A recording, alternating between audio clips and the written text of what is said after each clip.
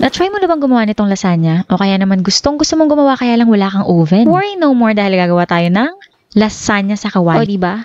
Kayang-kaya mo tong gawin, napakadali lang at sobrang sarap. Kaya naman let's go! Magpapakulo nga lang ako ng tubig. Gamit ko pala itong aking induction cooker at yung aking pastel pink na casserole by Massflex. Syempre yung link po ipinopost ko sa description box or sa comment section.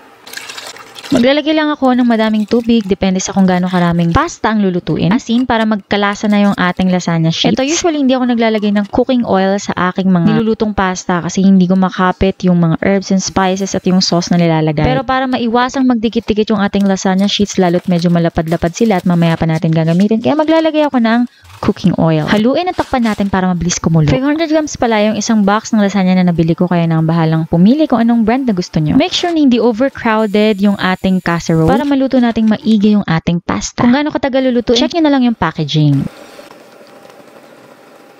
Isang technique na ginagawa ko, inilalagay ko dito sa aking cookie tray yung mga nalutong lasagna kasi kapag tiklop-tiklop yan, mahirap siyang gamitin. Nagkakapunit-punit o kaya naman, hindi na siya flat kapag inassemble mo na siya by layer, di ba? Ayaw natin nun. At kung master mo na ang pagluluto ng pasta, pwede mo nang skip at dito ka na sa ating meat sauce. Siyempre, share ko sa inyo itong aking mga sekretong sangkap para talaga namang napakasarap nitong sauce ng inyong lasagna. Pwede nyo ipanghanda, lalong-lalo na malapit ang okasyon. Pwede din namang ipang merienda, wala lang, trip mo lang, ganun. Ihanda ko lang itong gagamitin ko mga aromatic. Meron akong onion, garlic, and bell pepper. Kinorter-cut ko lang yung onion, binalataan pati yung garlic, then tinanggal ko lang yung buto nitong aking bell pepper. Siyempre, para hindi ganong matrabaho, gagamitin ko na lang itong aking food processor.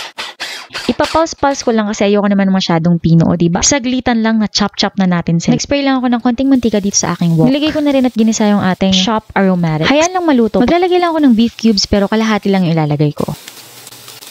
Next, maglalagay lang ako ng ground meat. Ikaw, kung anong choice mong ilagay mo yan. Ako, paghahaluin ko yung pork at yung ground beef. Lutuin lang natin hanggang sa kumatas at ilabas niya yung sarili niyang mantika. Ayan, nakita niyo naman kumatas na siya kahit di tayo naglagay ng tubig. Maglalagay lang ako ng mga pampalasa, basic, asin at paminta. Fish sauce for extra umami flavor. And ito optional, maglalagay ako ng cumin. Maglalagay din pala ako ng konting flour, makakatulong para mas mag-thicken yung ating meat sauce. Hinalo ko lang at hinayaang maluto dahil mamaya kapag natuyo yung parang tubig-tubig niya, magmamantika na yan. Habang iniintay natin to, pag-usapan naman natin yung sauce na gagamitin ko. Meron ako dito mga spaghetti sauce. Usually, pinagko-combine ko yung Italian tsaka yung sweet sauce. Pero ito, tatry ko din itong 3 cheese o diba iba't ibang brand. Maglalagay din ako ng mga 115 grams ng tomato sauce. Ayan, sabi ko sa inyo, magmamantika na yan. Babawasan natin yung mantika para naman hindi unhealthy. Ayan, kita nyo naman maganda ng pagkakaluto ng ating ground meat. Kaya naman ilalagay ko na yung aking mga spaghetti sauce at yung tomato sauce. Del Monte, baka naman. Clara Olay, baka naman. Dami tinawag. So, kayong bahala kung anong paborito nyong brand and kung saan kayo nasasarapan. Siyempre, pasimutin natin yung bawat pack sa bawat pakete. Lalagyan natin ng tubig yung mga pakete na yan para naman talagang simot na simot. Favorite ko rin maglagay nitong favorite kong dalawang herbs. Puro favorite, diba? Yung oregano at yung basil leaves. Pero again, optional. Kung wala kayo niyan, pwede nyo naman. Sinishare ko lang yung aking mga ginagamit para mas masarap.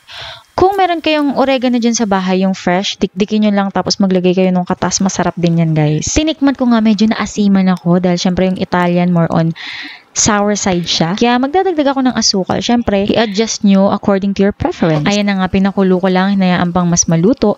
And then, ready na tayo para sa ating white sauce. Yes, I'm so excited.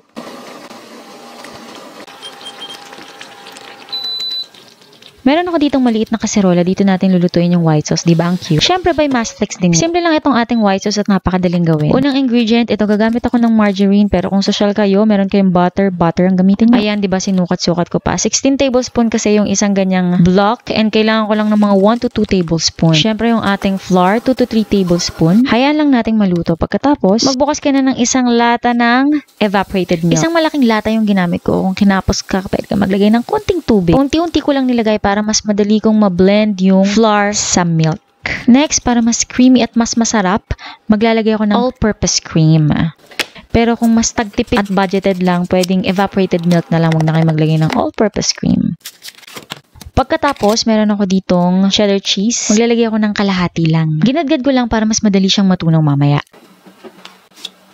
Basically, paghahalu-haluin lang natin yan hanggang sa maging well-blended yung ating mga ingredients at maglalagay din tayo ng pampalasa, asin at paminta. Pakuluin at maya-maya makikita nyo ng mag-thickened at mare-reduce yung ating sauce. And ayan, ready na yung ating red sauce, yung ating white sauce pagkatapos mag-a-assemble na tayo. Pero bago yon, syempre masarap yung merong tunaw na cheese sa ibabaw. Kaya magagadgad na tayo ng ating cheese. Gagamitin ko combination ng mozzarella at ng quick melt cheese. Pwede din naman yung cheddar cheese. Kung wala kayong mozzarella at medyo mahal, pwede din naman yung quick melt na lang. Syempre, pagadgadin din natin yan ng mas maliliit para mas madali siyang matunaw mamaya. Ito na nga, ready na tayo mag-assemble. Kumuha lang ako nitong aking kawali, yung hindi naman wok kasi masyadong malalim kapag kawok. First layer, naglagay na ako nitong ating meat sauce. O diba, kahit may putol-putol yung ating lasagna sheets, magagamit natin yan. Hindi na tayo magpuputol-putol. Ang goal lang naman, matakpan natin siya ng lasagna. Huwag na tayo mag-inarte kung hindi siya perfect. Kasi mamaya hindi mo na yan makikita kapag ka natakpan na, ang may isip mo lang, napakasarap naman talaga. Then, red sauce ulit. Then, white sauce. Hindi na po ako maglalagay ng cheese kasi maaksayado naman. Mamaya na lang sa ibabaw. Abay, kung marami kayong budget at marami kayong nabiling cheese, go. Pero ako sa ibabaw na lang. Promise, masarap din naman ang kalalabasan. So, ulit-ulit lang, maglalagay lang ulit ako ng lasagna. Again, our goal is to cover the layer with lasagna sheets. Okay lang yan kahit patong-patong kasi mas masarap ngayon may nakakain kang pasta. Lalo na't layer-layer yan, marami din siyang sauce. Again, just repeat the process hanggang sa mapuno natin yung ating pan. At para sa ating top layer, eto na, maglalagay na ako ng cheese. Again, I have used a combination of mozzarella and quick melt cheese. Spread lang tayong maigi para walang tampuhan. Pagkatapos luto na lahat yan, diba? Ang kailangan na lang natin ay matunaw yung cheese. Gagamitin lang natin yung ating kalan. Mahinang apoy lang guys, yung pinakamahinang init lang para hindi masunog yung ilalim. Ayan, kung mapapansin nyo, tinakpan ko yung butas ng kitchen towel, kitchen tissue para hindi makascape yung init at mas makatulong para matunaw yung ating cheese. Ayan, nakita nyo naman, natunaw na sila. Actually, mas maganda pa yung pagkakatunaw ko dito sa kawali kaysa kapag ino-oven ko. Ewan ko, hindi ko pa siguro kabisado yung oven ko. Itsura pa lang, diba? Katakam-takam na. Ginamit ko lang itong pansandok ng kanin para hindi magasgas yung aking kawali. Dapat yung mga ganito yung ginagamit natin, lalo na kapag non-stick, mga silicone, na mga sandok para hindi nagagasgas. Sayang ang pagbili natin. Naku, tignan nyo naman, nag-uumapaw sa sauce at sa cheese.